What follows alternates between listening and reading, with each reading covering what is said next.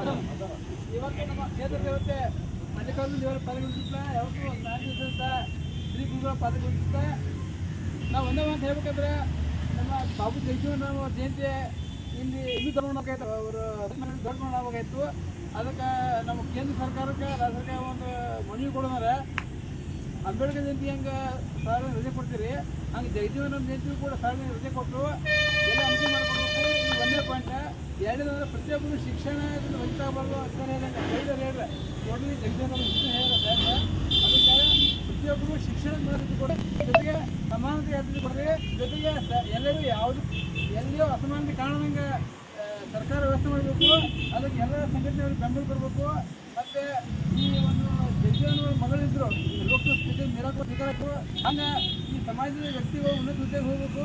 ಈ ಸಮಾಜದ ಅಭಿವೃದ್ಧಿ ಇನ್ನೂ ಆಗಲಿ. ಅದಕ್ಕೆ ಭಗವಂತ ಆಶೀರ್ವಾದ ಕೊಡಲಿ ಅಂತ ಹೇಳ್ತಾ ಈ ಗಡಿಬಿಡಿಗಳು ಕೂಡ ಮಾತಾಡಲು ಅವಕಾಶ ಕೊಟ್ಟು ಈ ಸಭೆಯಲ್ಲಿ ಭಾಗವಹಿಸಬೇಕಾಗಿ ಎಲ್ಲ ಹಿರಿಯ ಮುಖಂಡರಿಗೆ ಧನ್ಯವಾದಗಳು. ಜೈ ಹಿಂದ್, ಜೈ ಕರ್ನಾಟಕ.